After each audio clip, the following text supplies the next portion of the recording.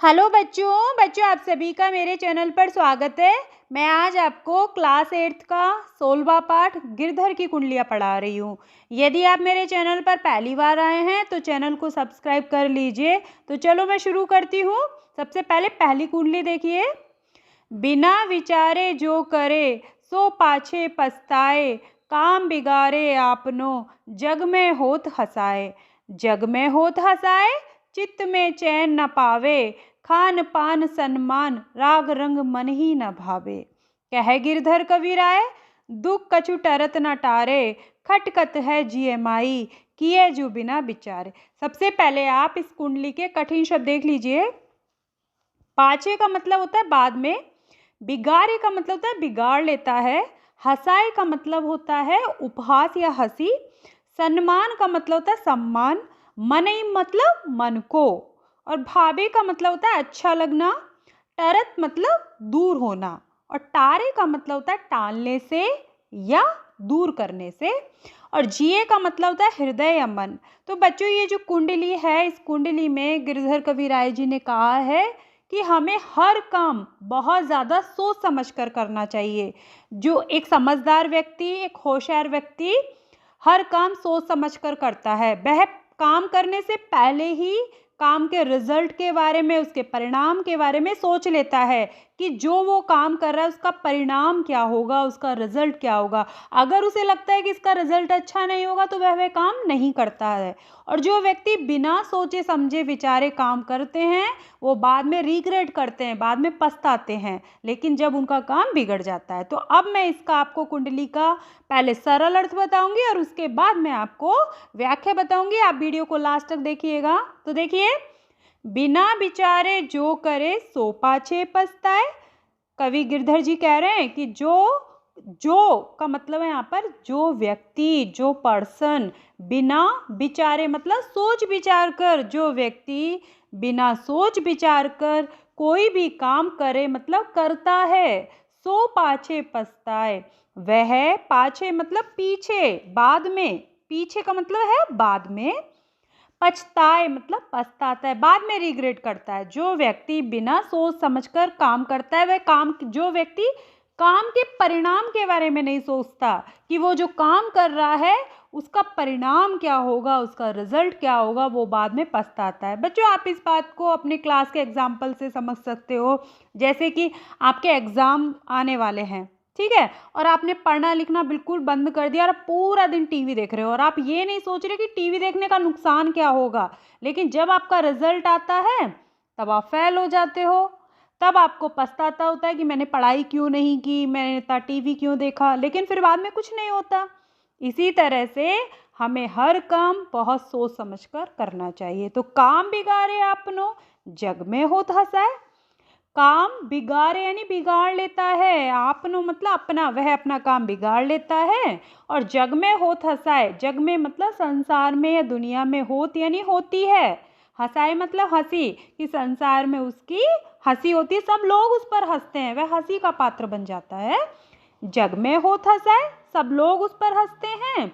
चित्त में चैन न पावे, चित्त मतलब मन में, चैन का मतलब यहाँ पर है खुशी से, सुख से, न पावे यानी नहीं मिलती है, मतलब वह परेशान रहता है, उसे खुशी नहीं मिलती है। खान पान मतलब खाना पीना, भोजन। सम्मान का मतलब होता है सम्मान, और राग रंग का मतलब है किसी भी तरह का कोई भी मनोरंजन। मन ही न भावे यानी मन को न भावे यानी अच्छा लगता है, मतलब उसे कुछ भी अच्छा नहीं लगता, ना तो उसे भोजन अच्छा लगता है, ना उसे कोई सम्मान अच्छा लगता है, ना उसे कोई मनोरंजन अच्छा लगता है, उसे कुछ भी अच्छा नहीं लगता, बस उसका मन हमेशा दुखी रहता है। कह गिरधर कबीराय, गिरधर कबीराय जी कहते हैं, दुख कछु टरत न टारे। जो उसका दुख होता है, कछु मतलब है कुछ भी, टरत का मतलब होता है दूर होना, टारे मतलब दूर करने से भी, टालने से भी, मतलब काफी कोशिश करने से भी उसका दुख कम नहीं होता है, वह दुखी रहता है। खटकत है जिये माई, खटक मतलब होता है खटकना, बुरा लगना, दुख होना। जिये माई मतलब उसके मन को हमेशा बुरा लगता है। किस बात का बुरा लगता है? कि ये जो बिना विचारे, कि यानी जो उसने किया है, जो बिना विचारे जो उसने बिना सोच विचार के काम किया है वह काम उसको हमेशा दुख देता है, खटकता है। वह हमेशा उस काम के परिणाम के बारे में ही सोचता है और उसे पछतावा होता है, रिग्रेट होता है ना कि मैंने ऐसा क्यों किया। अब इसकी आप व्याख्या देखिए।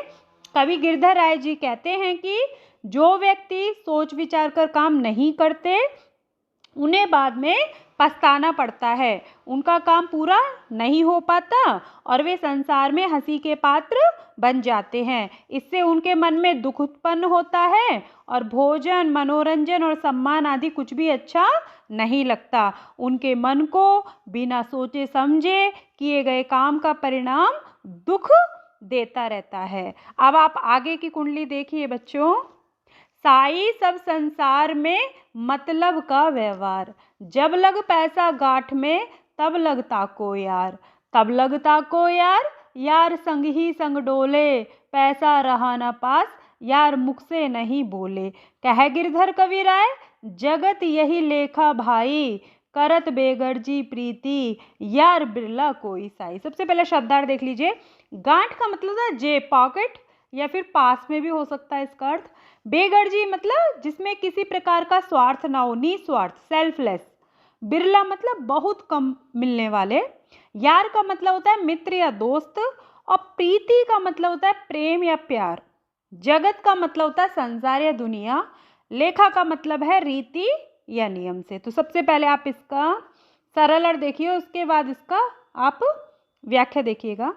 साई सब संसार में मतलब का व्यवहार, कवि कह रहे हैं कि साई मतलब स्वामी, सब संसार में मतलब इस दुनिया में मतलब का व्यवहार, मतलब स्वार्थ का व्यवहार है। वो कवि कह रहे हैं कि इस पूरी दुनिया में स्वार्थ के कारण ही आपसे सब लोग मतलब रखते हैं, आपसे दोस्ती करते हैं, क्योंकि अभी सभी जगह स्वार्थ का व्यवहार हो गया है। ठीक है, आगे देखो।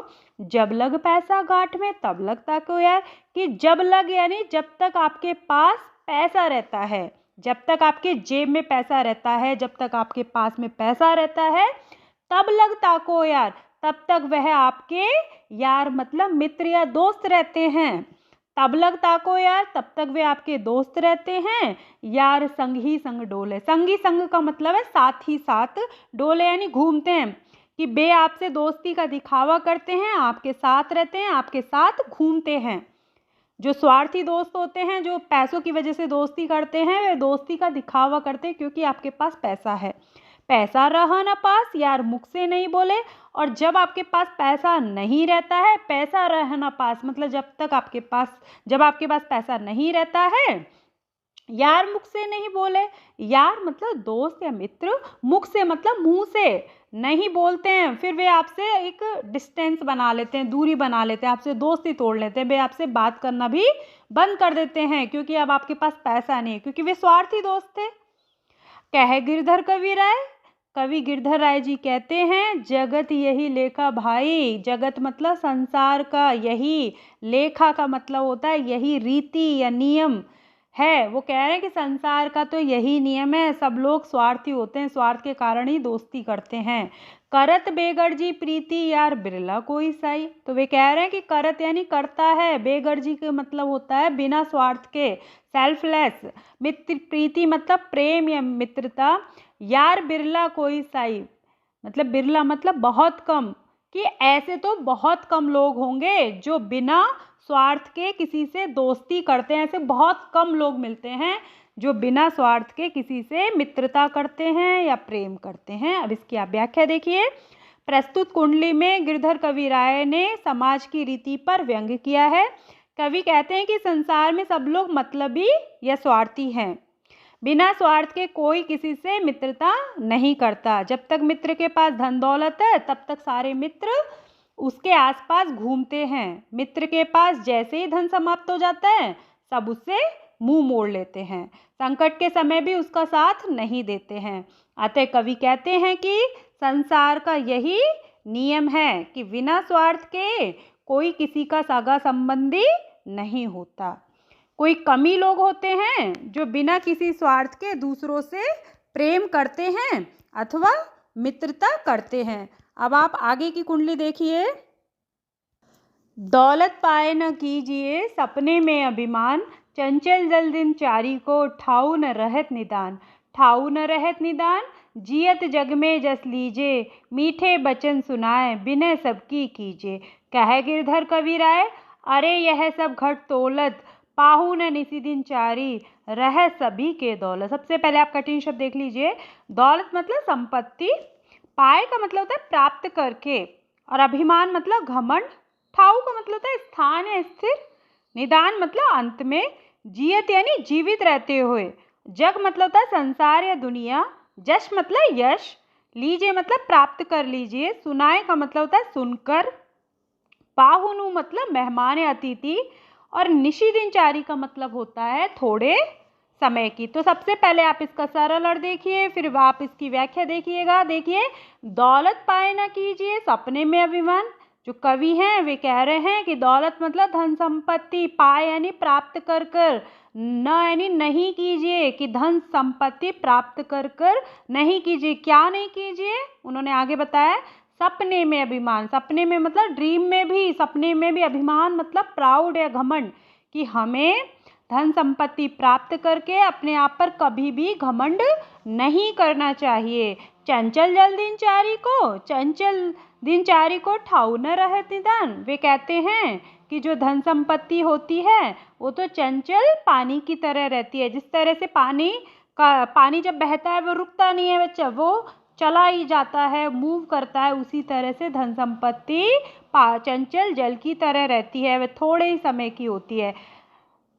चंचल जल दिनचारी को, दिनचारी का मतलब यहाँ पे 4 दिन की, ठीक है। ठाऊ न रहत निदान, ठाऊ का मतलब होता है स्थान, या फिर हम स्थिर भी कह सकते हैं कि स्थान, न रहत निदान का मतलब अंत में, कि जो संपत्ति होती है, दौलत होती है, वो अंत में एक स्थान पर नहीं रहती है, वह स्थिर नहीं रहती है। आज हमारे पास है, कल किसी और के पास चली जाएगी, क्योंकि वो मूव करती है। ठाऊ न रहत निदान, वह अंत में एक स्थान पर नहीं रहती है। इसीलिए उन्होंने कहा कवि ने कि जियत जग में जस लीजे, कि जियत यानी जीते हुए, जग में मतलब संसार में, जश मतलब यश, लीजिए यानी लेना चाहिए। इसीलिए जीते हुए हमें संसार में यश की प्राप्ति करनी चाहिए। और यश की प्राप्ति कैसे होगी? दान देने से, कि हमें दूसरों को दान देना चाहिए, दूसरों की भलाई के लिए काम करना चाहिए। आगे देखिए, मीठे वचन सुनाए, हमें सभी से मधुरता पूर्वक बात करनी चाहिए, विनय सबकी कीजिए। विनय मतलब विनम्रता पूर्वक सभी के साथ में व्यवहार करना चाहिए। कह गिरधर कवि राय, कवि गिरधर जी कह रहे हैं कि अरे यह सब घट तोलत, कि ये जो संपत्ति है ना, यह सब तो, घट का मतलब 2 होते हैं, एक तो होता है हृदय और एक होता है घड़ा। तो यहाँ पर हृदय से मतलब है कि अरे यह सब हृदय की परीक्षा लेती है, हम कि हम संपत्ति आने पर हम कैसा व्यवहार करते हैं। जो धन संपत्ति है वो हमारी परीक्षा लेती है। पाहुन निसी दिनचारी, रह सभी के दौलत। तो वो कह रहे हैं कि पाहुन का मतलब होता है अतिथि या गेस्ट, निस का मतलब रात होता है, दिन तो आपको पता ही है, डे, चारी मतलब 4, कि जिस तरह से मेहमान 4 दिन का मेहमान होता है, जो मेहमान होता है वो 4 दिन का होता है, वो फिर चला जाता है, वो हमेशा नहीं रुकता ना। उसी तरह से संपत्ति है, वो 4 दिन की मेहमान है। रह सभी के दौलत, यह है सभी के पास रहती है, एक इंसान के पास नहीं रहती है। इसीलिए हमें धन संपत्ति मिलने पर घमंड नहीं करना चाहिए। अब इसकी आप व्याख्या देखिए। कवि गिरधर राय जी कहते हैं कि हमें धन संपत्ति प्राप्त करके सपने में भी घमंड नहीं करना चाहिए। यह धन दौलत तो पानी के समान चंचल है, बहुत थोड़े समय रहती है, अंत में यह एक स्थान पर किसी एक व्यक्ति के पास नहीं रहती है। क्योंकि संपत्ति स्थिर नहीं रहती, इसीलिए संसार में आपको जीवन में यश प्राप्ति करनी चाहिए, सभी से मधुर वचन बोलने चाहिए, सभी के साथ विनम्रता पूर्वक व्यवहार करना चाहिए। महाकवि गिरधर जी कहते हैं कि धन संपत्ति सभी के पास आकर उनकी परीक्षा लेती है। जो इसे प्राप्त करके कपट का व्यवहार करते हैं, उन्हें यह ध्यान रखना चाहिए कि यह दौलत सबके पास 4 दिन की मेहमान है, अर्थात धन पर घमंड नहीं करना चाहिए, क्योंकि यह नाशवान है। आशा करती हूँ बच्चों कि आपको ये कुंडलियाँ समझ में आ गई होगी। धन्यवाद।